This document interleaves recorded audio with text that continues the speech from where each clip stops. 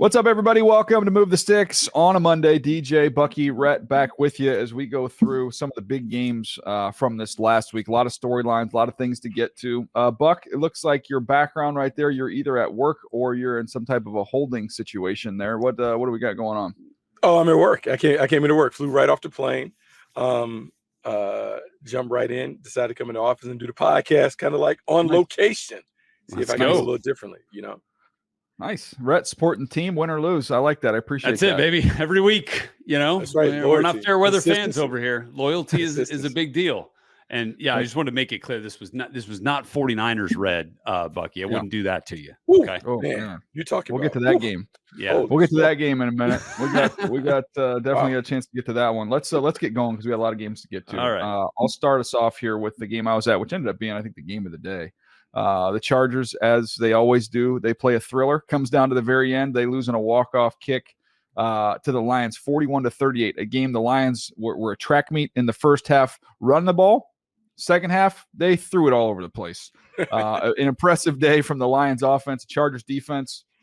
Look, you're coming off games against Tyson Bagent and Zach Wilson and those offenses. The defense, was a sack fest, and it was impressive. In this one, they didn't get a single sack. They could not get pressure on Jared Goff. It was one explosive after another. And a couple takeaways from that, and we'll go around the horn on this game here. But number one, the takeaway was you'll never regret investing in the offensive line. It's a really good offensive line, if not the best offensive line in the NFL with the Detroit Lions. And they can run right. They're a right-handed run team behind Penei Sewell. And then they all five are good in pass protection. Penei Sewell played really, really well against Bosa in pass pro as well. But across the board, there's no weakness. We talk about tomato cans, Bucky, and no tomato cans on this front. There's no easy matchup. There's no easy win. They controlled the line of scrimmage. Defensively, I still think, obviously, by the points they gave up, I know they're ranked high. But Aiden Hutchinson's a star. Aleem McNeil's a really good player. They've got some other good players. This is not a defense to me that when you look at the NFC and you look at the Eagles, the Cowboys, the Niners, once you get into the tournament, I think that'll probably slow them down and hurt them at that point in time. But offensively, especially up front in the trenches, really, really good football team. I mean, look, DJ, you talk about investing in the offensive line. They've done a really good job of that. And I love it when a team really takes on the personality of their coach. So you see Dan Campbell, high octane, a lot of energy, a lot of rough and tumble, old school tough guy stuff. And this team plays like that. And look, he's a tight end by trade. So it's not a coincidence that the offensive line is something that he's really invested in. Their offense is their best defense. And the way that they are able to, in a diverse approach, using a diverse approach, they can run it, they can throw it, they can control the game. And so that defense that you worry about, if they get the game on their terms, they can make it very, very difficult for anybody to play with them. And that's what you saw. You saw the running game. David Montgomery shows up and decides that he wants to be Barry Sanders 2.0. How about that? Jameer Gibbs. I know he had 75 yards in him. I know he had that in him. I mean, Jameer Gibbs, you got Amon-Ra St. Brown catching balls all over the place. I mean, this team is really good. And, say what you will about Jared Goff. In this offense for this team, he is the perfect franchise quarterback that just kind of plays that pass first point guard role for this squad. I thought this game from a game management perspective was kind of interesting. I mean, these two teams were a combined 7 for 8 on fourth downs, right? And none perhaps more glaring than Dan Campbell's decision at the very end. Certainly could have kicked a field goal with about a minute 20 to go and decides to just end it and run the clock out, gets that big conversion. I think it was Laporta on the catch, right? And then they end up, kicking the field goal with no time left. It felt like a Brandon Staley way to try to win the football game. And I love that Dan Campbell, has that confidence in his team and showed it a number of times and actually went for it more than Brandon Staley did in this game 5 times, converted 4 of them and none bigger than the end. So I just, again, you talk about taking over the mentality of a team and having the confidence and the compete level to go out there and perform, in those high stress, high pressure environments like they had in that game where, it was going back and forth right in the second half. And so those key plays, those 4th downs were massive. And that they were able to convert, especially on that last one when that could have backfired, was a big deal. And I thought just kind of a symbolic moment for that Lions team, understanding where they are and how good they can be, and that their coach believes in them that way to go and get that done. Yeah, and that last one, why do you do that with 1:20? The Chargers' last 5 possessions, 5 touchdowns. Exactly. So, I mean, he knew where that was headed if he gave the ball back. Mm-hmm. He wasn't going to do that. So it was aggressive. Now, this is one of the things I love about when we're doing what we're doing, because you get a chance to watch tape, we have our conversations, and then we have the resources because of who we're affiliated with the league to be able to pull up some numbers. So I reached out to a couple of our buddies. Bill Smith helped me out with a project, and then Jack Andrade helped me out with another one. But on this one, I'm watching this game, and it was in the preparation for this game, as well as I feel like watching football on a weekly basis. I just feel like, man, the best matchup right now was when you can get in 3-by-1 or just getting a 3 receiver set to the same side. And that number 3 receiver, how many times do you see that guy get matched up with linebackers? And it doesn't matter. It could be a wideout. It could be a tight end it flexed out. It could be a back that you put down there. But I was like, man, it seems like that's just stealing. So I said, can we pull the numbers of when you target the number 3 receiver and see what that looks like? And so here's what it is, guys. I thought this was pretty interesting. So when you're in trips here, targeting that number 3 receiver, the completion percentage is 75.1%. 75.1%. All other passes in the league, 67.1%. So I mean, it's a high level, right? But still, that's a significant difference. Now the air yards are down a little bit, down to 5.9 yards, which isn't a huge number. But here's the other one: the success rate, open target rate, right? So open target rate, just open target rate, I should say, 54.1%. On all the other throws, it's 46.7%. So like, guys are getting open, and they're easy layup completions. You're stealing. Buck, you can speak to this as somebody who's a play caller on your high school team. I mean, you'll see it. I know you guys don't throw the ball out, but you're playing against teams that are throwing it, and you see it from somebody who's played on the offensive side, the defensive side. I just remember seeing it with the Chiefs forever. I saw Tyreek Hill on that number 3 spot, wearing out linebackers in cover 3 and just wearing them out on those deep over routes. Like, it just seems like, man, that is a hidden gem when you're designing offense. Well, it's the hardest formation to deal with, because what it does is it makes you, from a defensive standpoint, declare. If you're in zone, it's easy to tell because you can tell that the linebacker is over top of number 3. If you're in man-to-man, you look over there, you're like, hey, there's a little dude over there in the slot, and you can run right at him. And so it gives you an opportunity to make the game very easy for the quarterback. It's also a high completion percentage throw because it's the shortest throw. It's right in the middle. It's right there. It's easy for the quarterback to do. And if you add like RPO layers where the back comes in front of the quarterback, and you make that guy kind of make a decision whether he steps to be a part of the run defense or he sits back, it just makes it very, very easy. What you're seeing in today's game, it's all matchup driven. These play callers offensively now are just creating and dictating matchups, and they're making it very, very simple for the quarterback. That's why you're seeing so many teams have so much success throwing to the number 3 in the slot. How about this? I'll add this other number. So how about when you're seeing man coverage? Because you talked about it's gonna be a coverage indicator. What are you getting, right? Against man coverage, the open target rate, targeting number 3, 37.9%. Everybody else, 29.6%. So in other words, if you're seeing man coverage across the board, that's where your eyes go. That's the best matchup. That's where you're going to have the most success. Love it. Man, I think that's really important, I think, to kind of understand as you're trying to assess what teams are doing in terms of passing concepts and how they're trying to attack defenses.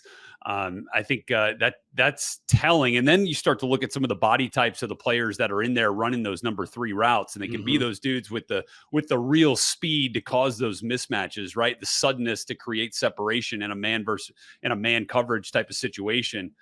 You're getting a safety a lot of times. You're going to be able to get the safety, and you got the safety at depth. So you got to see, like I see it when like Alohi Gilman was put in a bind in this game against the Lions a couple times, where he's got Amon-Ra St. Brown in that spot. He's 12 yards off. Buck, he's got a 3-way go. Like he can take me anywhere he wants to go. That's impossible. It's impossible to cover that. It is, and you talked about the part of it. You talked about a 3-way go. DBs have talked about a 2-way go. Like, he can go in and out. You don't really have the ability to play with leverage, because depending on if you have what they call a hole defender, meaning a linebacker sitting in the hole at about 8 to 10 yards, you may not have help on the short underneath pattern. So now you're leaning heavy inside, and you have a guy who has wiggle like a Amon-Ra St. Brown. They kind of stick and nod you inside, then break out. You don't have enough speed to be able to get outside. And the other thing that you have is that number 3 guy has the ability to motion. He can go in and out and across, and so you can get him on the move. And there's so many different things that you can do with bunch routes to make it very difficult to get your hands on him. Yeah, the smartest coaches should put their best receivers there. Now, Red, you talked about the size guy where we're seeing the little guys, but for the longest time, Sean Payton would put the big receiver, the Marcus Colston, the Michael Thomas. He would put those guys there, and they're quicker than your linebackers, but more physical than your little nickels. And once again, it's another way for them to really exploit a matchup over the middle of the field. And then what happens on the backside is you find yourself in one-on-one opportunities too on the single receiver side, which you saw with Amon-Ra St. Brown. Right, in the red zone on that specifically, everybody's doing that. Red zone is 3-by-1, and they're working the one-on-one on the backside. There you go. It's really hard. Good project.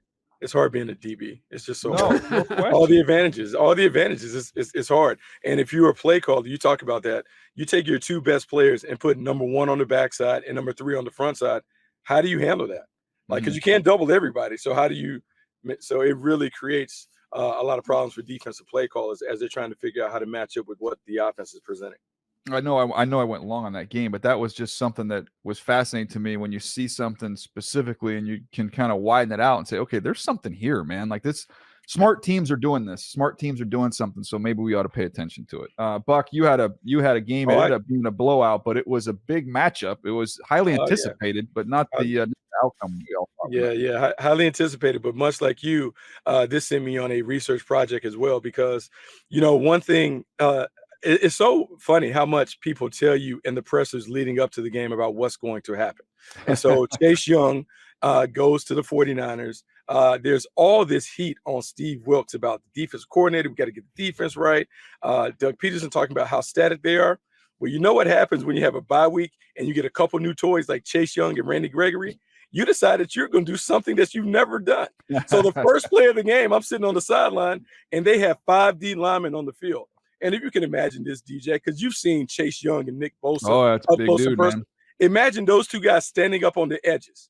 And then you have Eric Armstead inside, Javon Hargrave inside. You have Randy Gregory rotating in. And they decided that, you know what we're going to do, guys?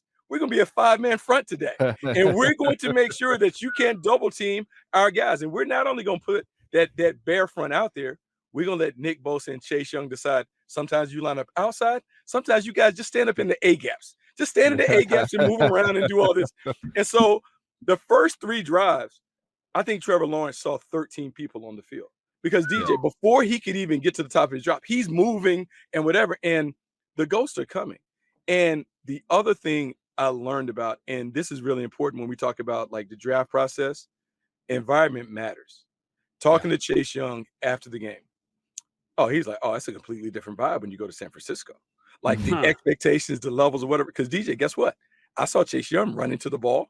I saw him playing with a lot of energy. I saw him doing all the things that you saw him do at Ohio State. And I was like, I wonder, maybe because his teammate Nick Bosa is there and can tell him, hey, man, knock it off.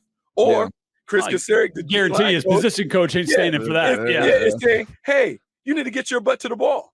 And all of a sudden, the Chase Young that was defensive rookie of the year, that's the guy that shows up. And that's the guy that makes the 49ers defense really, really scary because the Jaguars couldn't block him at the point of attack. Yeah. No, that's interesting to me. And then, coming out of this game, Buck, one of the storylines was, I guess Brock Purdy's fixed. So I'm like, well, let me go watch this because they're coming off of a couple games have been a little disappointing. They start off in this game and they get a shallow early, just nice, easy completions. It was just like the classic, just kind of getting the flow. Was that the shallow to Christian McCaffrey who's lined up at X? He's lined up at wide receiver. He goes in the backfield. All the way across. All the way across the field. Yeah. All the way across the field. And so they hit that early. He makes an unbelievable throw, a cross-body throw touchdown, which I didn't think had a chance to get there. Somehow it got there. That was a kind of a confidence builder as well. Then they beat Lloyd on a wheel with the tight end later on in the game. Yeah. So it was a nice job of scheming some things. I thought really more than anything else, it was just get him in a rhythm early. They didn't need him to throw it 50 times by any stretch, but they got him going. And then the other thing I would say is, you tell me, because I don't study the Jags every week on defense, but man, Ayuk on Tyson Campbell, they liked that one a lot. They sure liked going at that one because he got him several times in that game. Here's what I would say. The Niners, we've talked about it for years, the positionless football. DJ, to watch it play out on turf, it was the one opportunity that I've had to really watch them and what they did. They are a nightmare as a defensive play caller to figure out how to match up with. Like, I'm joking about Christian McCaffrey lining up at X. DJ, there was one time where Christian McCaffrey's at X and Kyle Juszczyk is basically the Z. Debo Samuel's in the slot, Kittle, and somebody's in the backfield. And so if you're in man-to-man, how do you align to all of the moving parts? And they change their formations and what they're doing without changing the personnel groupings. So you can't hide the vulnerable player that you have in man. If you play zone, they mess up all your rules. It can be the most confusing and confounding offense that you can match up with. If they're healthy going into the playoffs, good luck to a defensive coordinator trying to come up with a plan to deal with them. Let me ask you this: if you're getting ready to play them because of that, and Rhett jump in on this on the back end, but I mean, is this an offense now? I remember Belichick used to not put numbers on scout team against certain teams. I don't care. I don't care if that's McCaffrey, if that's Debo Samuel, as Brandon Ayuk. We're just gonna where you line up is the position we're gonna treat you as. Like, the numbers are irrelevant. But you have to have the personnel on defense to be able to do that, because you can get caught in a bad matchup with, like, your DB is maybe eaten up by Christian McCaffrey, and then you got Debo Samuel on Devin Lloyd or Foye Oluokun. It just makes it very hard to do. And not only do they put you in those spots early, they did motion and shift. So now you got to check in a line. So they really put you by the bind. What you saw was Kyle Shanahan given 10, 11, 12 days to kind of get in the lab and play around with all the toys in the toy box. It can be really, really confusing for opponents going forward. Well, I'm just listening to a couple of things, and they keep coming back to the same conclusion, or the question, I should say. You mentioned, irrelevance. You mentioned playing around with toys. Where is Calvin Ridley gone in the Jaguars offense? 3 targets after, that week 1, you're like, holy smokes, here he is. The guy we've been talking about all off season is the steal of the off season, is going to be, had this breakout campaign. And, he's targeted 3 times, catches 2 balls, where Christian Kirk's getting, 11 different looks. And that's fine. You pay Christian Kirk a lot of money. He's a really good receiver. I understand that part. I fell into the trap of buying into the hype on Ridley, and it just Bucky ruined my fantasy team. I fired Bucky as my fantasy advisor. He was my official advisor for the Jacksonville Jaguars. I drafted Tank Bigsby and I drafted Calvin Ridley. My team stinks. I'm not taking any ownership. I'm blaming it all on. I'm just throwing it all. Well, 2 things. Tank Bigsby right now just has a black cloud over his head. Every time the ball is in his direction, he either tips it, it's intercepted, he fumbles, or whatever. It's bad. The thing about Calvin Ridley, and this is funny because the first couple games of the year, they really tried to force feed Calvin Ridley. But what it did, it ruined the flow of the offense. I thought what was interesting, we can talk about this later on when we talk about Trevor Lawrence, because ultimately he's going to have a big payday. Nick Bosa, before the game, 3 days before the game, Nick Bosa was asked about Trevor Lawrence and defending Trevor Lawrence. He was like, well, stop the running game, stop the RPOs and screens, and make him play quarterback. I thought there was a damning indictment on what somebody else sees from the quarterback. And so coming into the game, I was like, okay, well, let's see. They stopped the screens. They didn't let them do RPOs. And he had a really tough time finding his guys. And maybe it was just like a bad game from number 16, but it's something that you have to think about, because as much as so many of us love him, there are some things in his game that he has to work through if he wants to go to that next level. Fair point. Fair point. He's caught some heat. I mean, Rhett, we can get moving to the next game, but look, this is not that whole draft class. When you look at it, I mean, it has not been good. All these he's guys, a shining star. That's for he sure. has been heralded as the city on the hill there, the shining star, the beacon of a draft class that's been terrible. And now, because it's like there's no more arrows you can sling at Justin Fields and Trey Lance, Zach Wilson, obviously, Mac Jones. I mean, like that's all been done. And now it's like, okay, Trevor's kind of the last man standing. And now everybody's going, wait a second, we've been looking at all this other stuff. Like, is this guy who we thought he was? Like that conversation, fair or not, Buck, that's started that conversation. No, it absolutely has started. It absolutely has started. And to me, it was telling that someone would go on record. 2 people went on record, Nick Bosa and Kyle Shanahan. Kyle Shanahan said, he kind of looks like the same guy we saw 2 years ago when he was a rookie. I was like, wow. Like, ooh, yeah. Well, I don't know about that. You remember the reports, whether they were accurate or not, was that that Shanahan liked Zach. No, it was Zach Wilson was the top quarterback, and then they liked Mac. He liked Mac as the next one. Right. But he might get a chance to coach Mac. We'll get there. He might get a chance to coach all of them. Hey, can I just say something as our transition to the next game? I'm just so thankful that now that we are not at the phase of this program where I still have to grade Mac Jones every week, and that I have transitioned into being the pseudo grader of CJ Stroud. You picked the right year for that one. Davis Mills. Rhett was good for Mac Jones and Davis Mills every week. I'm happy to throw out grades now on the current Houston Texans quarterback, who is just. Whew, I mean, it is so much fun to watch. It's the first game that I watch every Monday without. I mean, like whether we're talking about it or not, just because what CJ Stroud is doing is incredible. Now, look, here's the other thing that I think helps him in a game like this against Cincinnati is Devin Singletary went off and they ran the football better than they have all season long. So that's one thing. Here's the other thing. We talk about all that he has done well. He is leading. He is not just like checking the ball down and letting his playmakers go at it. He is throwing the football down the field. His yards per attempt are up over 10. He's thrown for more first downs in the league than anybody, all while leading the league in the fewest interceptions with just 2. That's stuff you just don't see from rookie quarterbacks. I mean, just a couple of things that stood out. He's got the ability to layer those deep dig routes. I mean, over the linebacker and thread it right in. There was one early in the game with Dalton Schultz. It was beautiful. It's like good pace on it, but an element of touch too, right? And then when he really needs to rev up the RPMs, man, he can do that with the best of them. How about the amount of play action and bootlegs he ran in this game that Bobby Slowick was drawing up? I mean, obviously it helps when the rushing attack is working as good as it was. The mobility, he sees open grass in front of him. I mean, and shows really good foot quickness to get out of the pocket and then run for a 10-yard touchdown.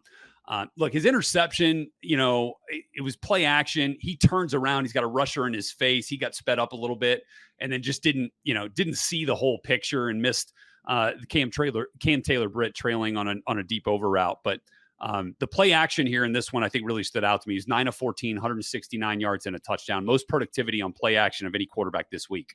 Yeah. So he's got that working. And man, I'm just telling you, like it's bombs away. In that offense, and that is so much fun. I think you got to give a lot of credit to Slowick too, and for bringing out the best in CJ, who's obviously a really talented guy. He's been awesome, man, and Buck knows him better than any of us just from the time he's around him as a high school. I saw an interview the other day. Rhett nailed it on the play. It's been he's legitimately in the very MVP. A very, very small circle of people competing for the MVP. Like he's in a very tight circle there. It's been that good. It's been, as good a rookie quarterback as I've seen. All that stuff. The play is excellent. I saw an interview the other day with him though that caught my eye. When I was talking to him about, look, the S2 test and all that, all that conversation that came out, and they asked him, what would you look for in a quarterback if you were evaluating quarterbacks? Yes. You see that? So I don't know. Like, so the one thing he's like, look, I'd want to sit in the room with him and watch tape, see how much he understands football. Okay, I got that. But then he said something that we've talked about forever, which is I would never take a quarterback who only played one sport. And Buck, correct me if I'm wrong. Bryce only played one sport? I think so. He played a little bit of basketball, but I don't know if he played for the high school team. CJ played they grew up together. Yeah, I mean, they grew up competing against each other, and it was just. I mean, and Buck had both of them on his 7-on-7 team, and Buck knows that. But I thought that was, and I didn't think he was. I'm not saying he was taking a shot at Bryce Young, but I'm thinking it was kind of like how could you overlook this? Like, how did you guys? I mean, the guy was a second pick. It wasn't like he fell that far in the draft. No, but I think just all the conversation, and I think in a way that's his way of keeping receipts and keeping the conversation going. I think. The main thing when he talked about instincts, he also talked about making sure that you talk to the teammates about how they viewed the quarterback and those things. I think the best part of his game, when you hear his teammates talk about his leadership skills and those things. I was reading the quotes after the game about, look, he threw the interception and how he just went to the thing and said, hey, guys, it's on me. We got to one play at a time. I got this. I'll figure it out. We'll fix it or whatever. to me, the fact that he's been thrown in a situation where he doesn't have a marquee playmaker around him, and he has had to kind of like, oh, I don't know about that now. Tank Dell, let's go. An established. You're saying like someone who's like an established high-end or whatever. But I think, because he played without Nico Collins yesterday, right? He didn't have Nico Collins. Noah Brown goes for 100. I guess I undergraded Noah Brown. That's the story for me. Kidding. Noah Brown goes big. Yeah, and man, this team has so much confidence that they've not only worked themselves in the conversation like, well, they're not going to be one of the top teams in the draft, but they legitimately have a shot to win the AFC South. By the way, Sheldon Rankins might have played the game of his life yesterday at defensive tackle, and I'm not sure a lot of people even realized he's on the Texans now. Hey, 3 sacks. Yeah, I mean, just unbelievable that he comes in there. Like they're the talk of the town. They're the talk that everyone is beginning to discuss. CJ Stroud and how this team has kind of come from out of nowhere to kind of be in the conversation as a playoff contender. It's really remarkable. Yeah, well, look, the other side of it real quick, not great for the Bengals. Burrow had a couple turnovers. They weren't totally healthy, but no excuse there. That's a game. They can't run the football. They can't run the ball. Yeah. Again, Burrow threw for 347, but had the 2 turnovers. Jamar Chase had a big day. Tyler Boyd had a big day, but 66 rushing yards to Bucky's point there. So that's concerning. And then they couldn't get a stop. I mean, you couldn't get a stop at the end of the game when you needed to stop. So I'm not going to punt on the Bengals. I think they're going to be okay. They're coming off of a couple big wins. They're probably due for a little bit of a letdown there. But Houston, as Bucky said, is very much in the mix to win that division. So big win for them. All right, we'll take a break. We'll come back. We'll jump into the Seattle Washington game. We'll start there right after this. All right, guys. Seahawks 29-26. They beat the Commanders. Big day for Geno Smith stat-wise. You look down, 369 yards, a couple touchdowns. DK Metcalf had a big day. Lockett had a big day. Smith and Jigba was solid. They get the game-winning field goal at the end there. They ran the ball well with their 2 young backs with Kenneth Walker and Zach Charbonnet. I went back and watched the video, and I'll spend a brief amount of time on the Seahawks before, because I want to get to Washington. It was actually more interesting to me when I watched the tape. But with Geno, he's moving around well. Like he's, it's an underrated aspect of his game. Like he'll kind of exhaust plays at times. There's times where he'll hold the ball, maybe take a sack, but he's extending plays. He's making some things happen. And then they've got guys that can do stuff with the ball in their hands. Like it's not only the wideouts with DK. We know how physical and fast he is after the catch, but then Kenneth Walker, what he adds to the passing game, be able to check the ball down. I was just thinking about it with the Kenneth Walker aspect of it. Are you missing the boat if you are playing 2 running backs? Most teams are playing 2 guys primarily, right? You got 2 guys. Doesn't one of the 2 have to be able to make house calls? Like, doesn't one of the 2 have to be dynamic and explosive? Like, I'm all for instinctive power. Those are great elements in the back. But if I've got that, the other guy, Buck, I want that guy to be able to freaking go. And you watch Kenneth Walker, he can absolutely go. I saw it with Jahmyr Gibbs we referenced earlier. He can fly. You see some of these undersized backs that are making plays each and every week. Like, I just think that the speed of the running back is kind of back. It's back in business.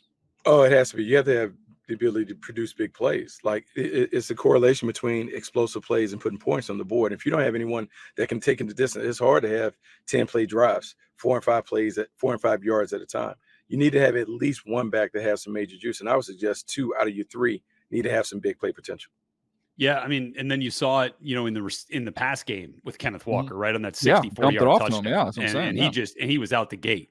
And you saw that at Michigan State that final year. I mean, he had a ton of explosive plays. A bunch of them in the run game, more so in the pass game. But that is a terrific 1-2 punch because Charbonnet makes you feel it, right? When you're going to come at him, he's going to make you feel it. And Kenneth Walker has everything, all the juice you want out of a running back. That is a potent attack and a physical offensive line too up there in Seattle. Yeah, and an offensive line that I don't know if they had a get together. I would imagine like if I'm in that offensive line group and I know I've got the Commanders coming up and they want to trade Montez Sweat and Chase Young before we play them. Hey, I'm good. We'll have a little Mexican food and maybe have a little get together with the offensive line. Just kind of enjoy our evening together, because that does not look like the same Washington defensive front. They couldn't get any pressure. Sam Howell played good, guys. He's a good player. Red, I'll jump over to you on this one, but I'm watching him going like they've got a quarter. He's their guy. He can be their. I was going to say forward.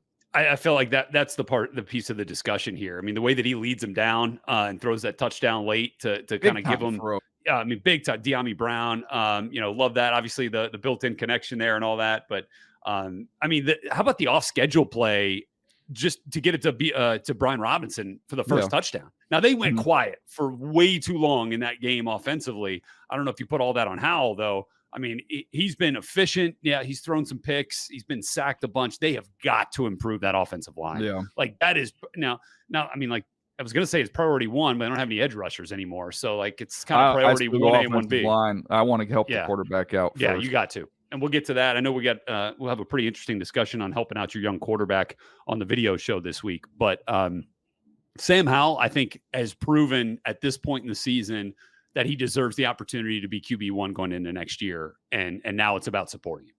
Yeah. Who knew Carolina? Who knew Bucky's alma mater was a quarterback factory? You got Drake May coming. We got Sam Howell playing great. Who knew? He does. And he's even connecting with De'Ami Brown. The whole Artari connection. So like Sam Howell, I would say has exceeded expectations because it hasn't been perfect for him. And you're right, that offensive line is very leaky, but his leadership ability, but his passing skills, he certainly has it.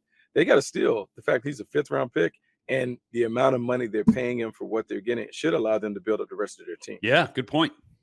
All right, let's keep it rolling here. Bucky, you're up next. This is a game. Again, I try and get to as many of these as I can and watch as much tape. I did not see any of this game. I have not seen any tape of this game, so I'm curious to see what went down here with the Browns coming back and beating the Ravens 33-31. Such a weird game, right? But so you look up and I mean the Ravens are just shellacking the Browns. I mean, just up and down the field. You seeing Lamar Jackson have his way. You see an early run from Keaton Mitchell. He does what he does, evidently, which is a breakout for a 35+ yard run for a touchdown early in the another game. Speed guy. Another small speed guy. And so you see that. You see a vintage Odell Beckham Jr. moment. He catches the slant and throws up the deuces, and you begin to think that the Ravens are going to blow them out. And then the game just kind of takes an odd turn in the late stages. Deshaun Watson, after struggling the first part of the game, he kind of finds a rhythm. They make a couple plays and they find themselves in it. And then Deshaun Watson earned a little respect from his teammates and his coaches just by hanging in there and battling. Wasn't pretty, but he made enough plays to put him back in the mix. And lo and behold, they walk away with the win and a gang of confidence thinking that they may be able to compete despite all the deficiencies that they have on their offensive side of the ball. Yeah, and, you'd love to feel like volume got way up there. I feel like you'd love to – keep a little lower. Yeah, a little more. I'm going to go all the way down. Should I just put it on mute? So I think with Baltimore, like I love that they can put the points up, right? I love that they can come out and obviously Kyle Hamilton's work at the beginning of the game. That was awesome to watch, right? Incredible athleticism. But I think I would love the Ravens to still have that ability to put a game away in the fourth quarter. Like you were up 14 points in the fourth quarter. Like let's salt that thing away the way that we've seen the Ravens ground and pound. Like I love that they could throw it around a little bit more this year. But I still want to see them assert their dominance, in the ground game. What happened on the pick six? Because I'm looking at the notes on the game. I haven't seen the game. I just see ball got deflected. Ball got deflected.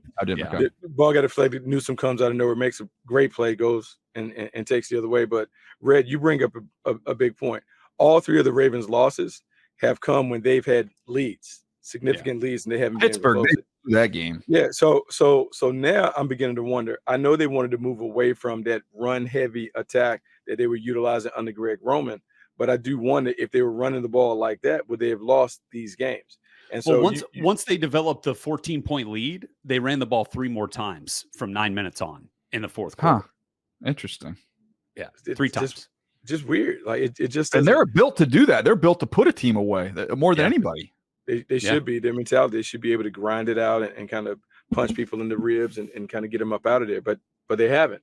And so you now look at this division and it's all muddled up. And they have a tough game. I think next week they play either the Bengals or the Steelers. They have another division game. Bengals. And so now that's it's on Thursday night. That is a great day. We got a good one. Thursday night. Thursday night. That's like a loser leave town match. In that thing, like so, this kind of this is a big game because you're gonna look up and your representative from the AFC North, the Pittsburgh Steelers. How about that? Oh, Mike baby. Tomlin, man. What a deal. That's what it's going to be. What a deal. All right, let's keep it rolling here, Rhett. Yep. What's the next game?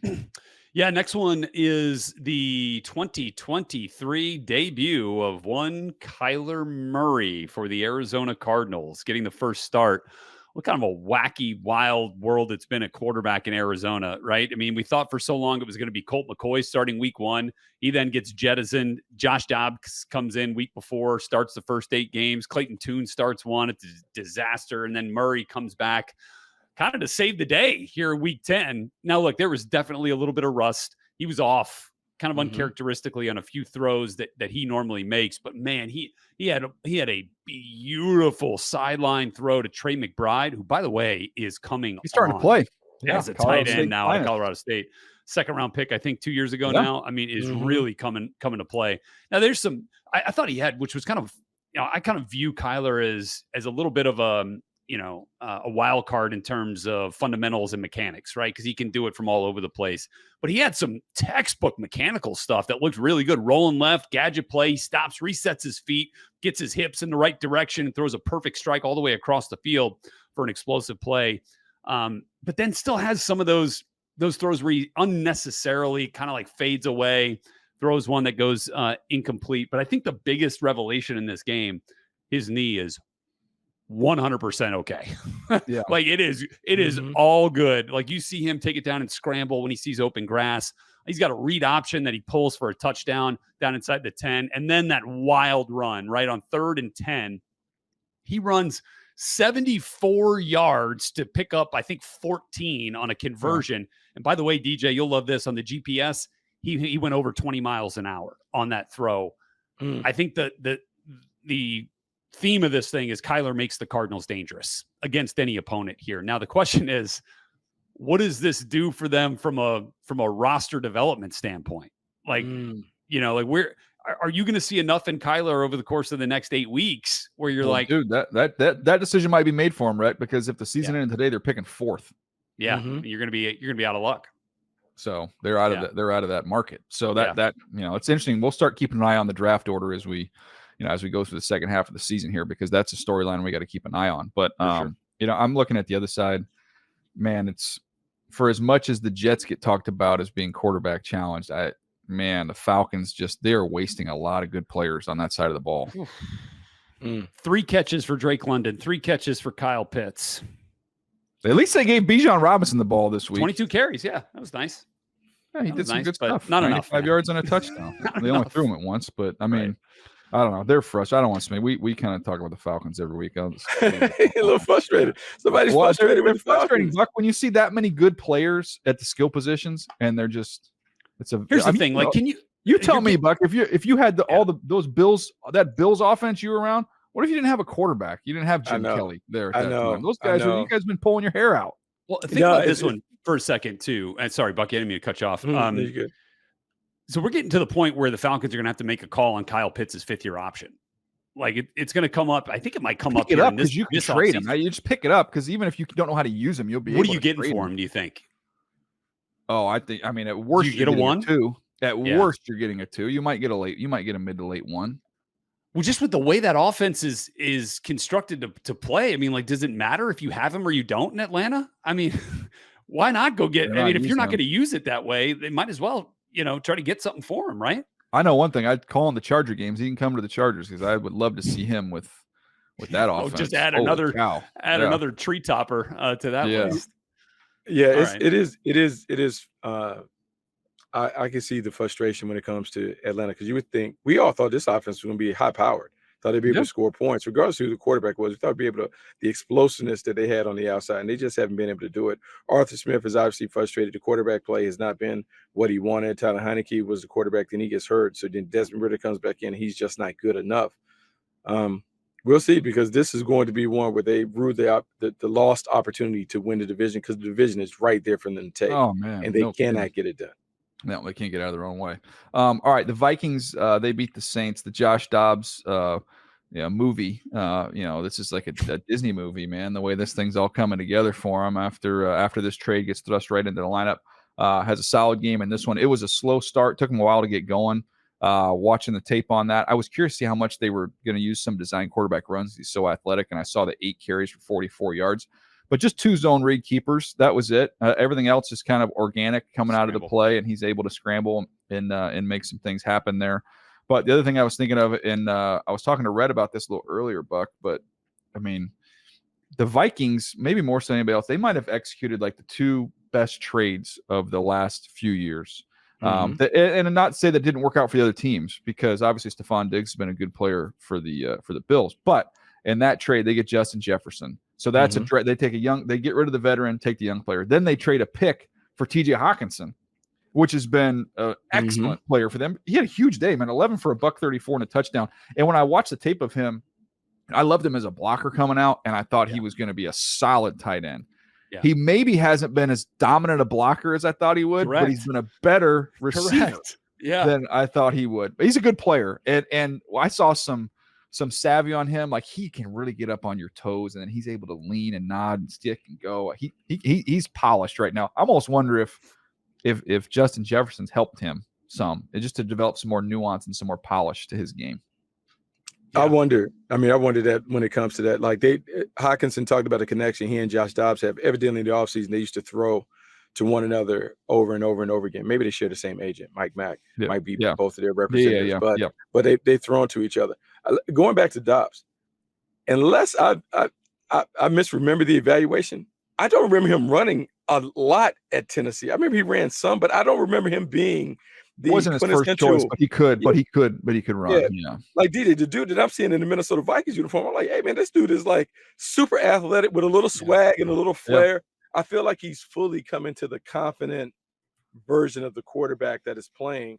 And it'll be interesting what happens for him at the end of the season. But this is a really solid Minnesota team, and I don't think we can speak enough about what they've done defensively to really up the ante. Brian Flores has really been a nice get for them. They're playing really good defense. They're really throwing a bunch of things at opposing quarterbacks, and they're going to kind of climb into conversation as a playoff team because Kevin O'Connell's done a really good job. And the interesting side, what are they 1-4 with Justin Jefferson, but 5-0 without him? That's pretty crazy. When he gets back, that don't mean anything to me. Like, get that dude back. Yeah. No. But when he gets back, though, because remember early in the year, they were kind of force feeding him. Is this now a more balanced offense when it comes to ball distribution when Justin Jefferson comes back? I looked up the notes because you got me thinking. So I went back to 2017. Josh Dobbs was 6'0", 216, ran a 4.64. My notes: gun spread, some half rolls, some zone reads, some QB sweeps. So he did run the ball a little bit there. He can avoid, climb in the pocket, full field. You'll see full field reads. He's got a whip delivery. How about the topper here, guys? The last line on my thing. He had a great Senior Bowl week. I swear we do this. We do this every week. Like, what is it? Again. I guess that week of practice for the quarterbacks, and I guess we got to start putting more into that, man, because I just keep seeing this. Dak Prescott, him, I swear we've done this 7 times this year where we've talked about that. And we're going to see more high level dudes now with the juniors now being eligible. But let me just one quick thing on the Saints as the part of that game. The Saints kind of had a little brief resurgence there the last couple of weeks. And I thought, at least in my opinion, Taysom Hill and the rediscovery of his abilities as a Swiss Army knife type of weapon was a big part of that resurgence offensively. He come back in this game, he's got 3 touches. Yeah. Ran the ball once, was targeted a couple of times, caught 2 balls. Michael Thomas, by the way, played just 2 snaps in this game.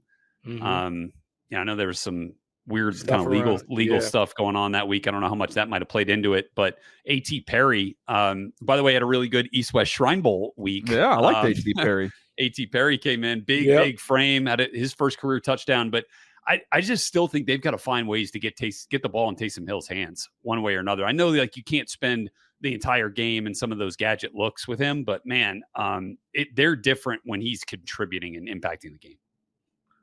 Interesting. He's a solid player. They need him because he has been impactful. The games that they played well, he's had a big role in the offense as a runner and as a gadget utility player.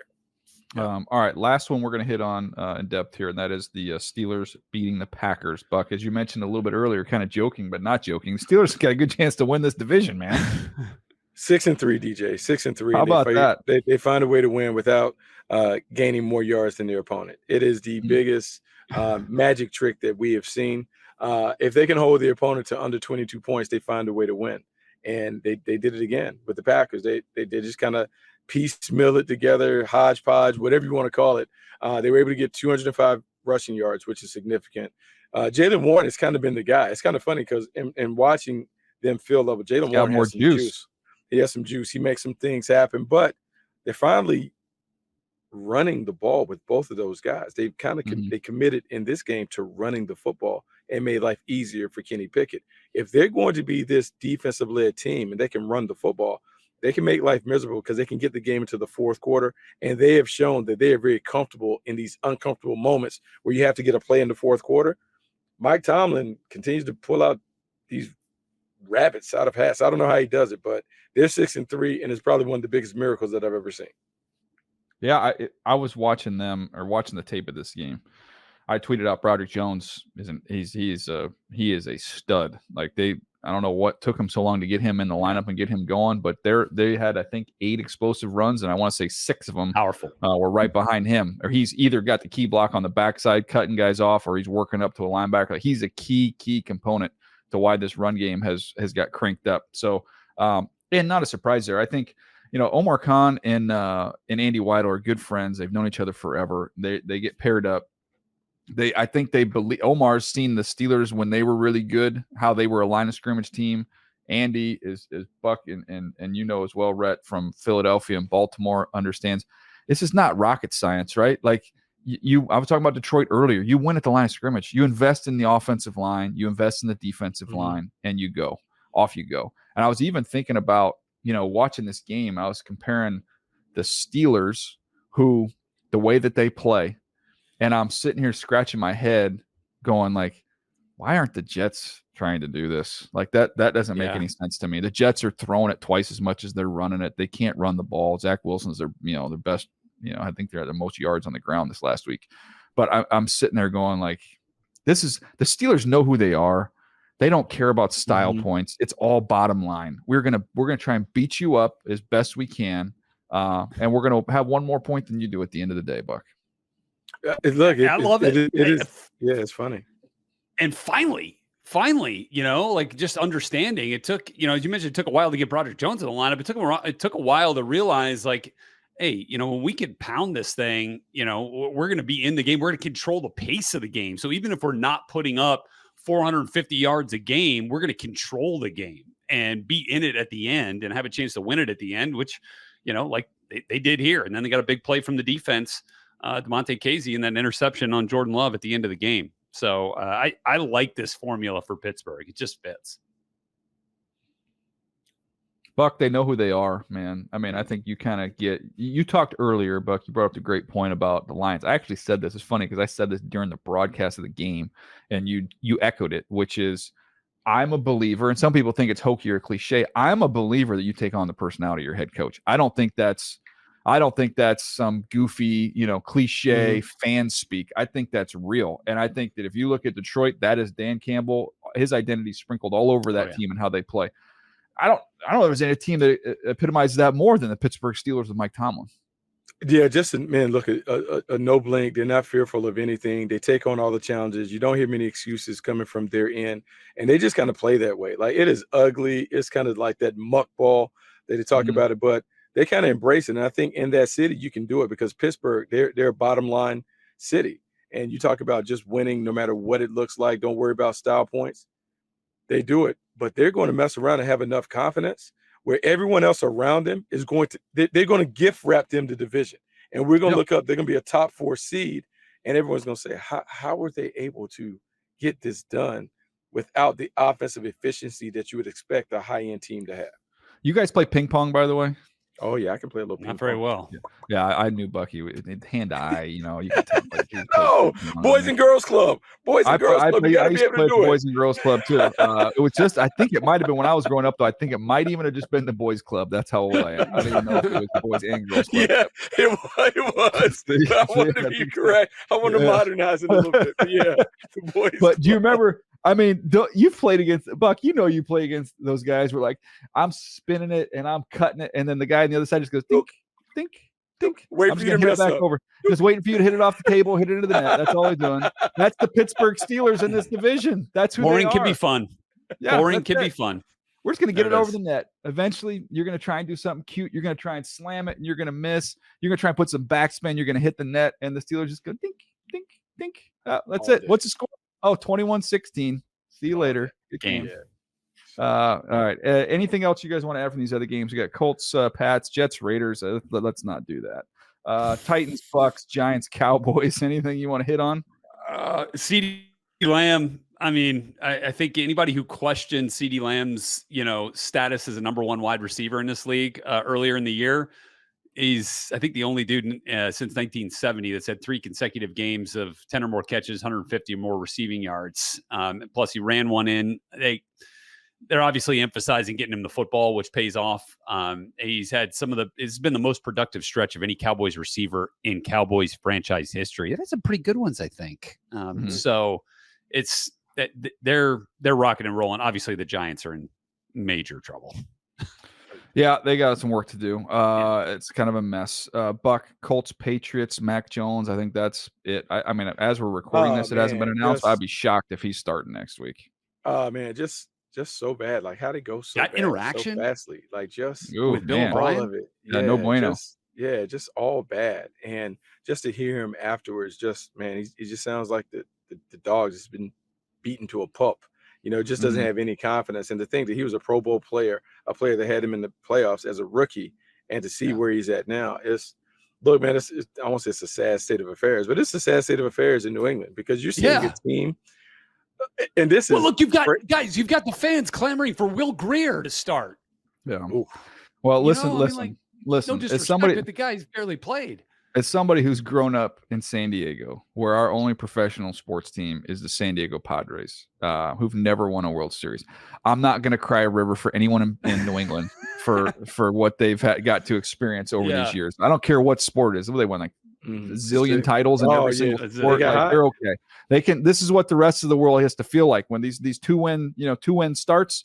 That's real life, baby. That's what the rest of the league has had to deal with over the last 30 years. You're just getting a little taste of it.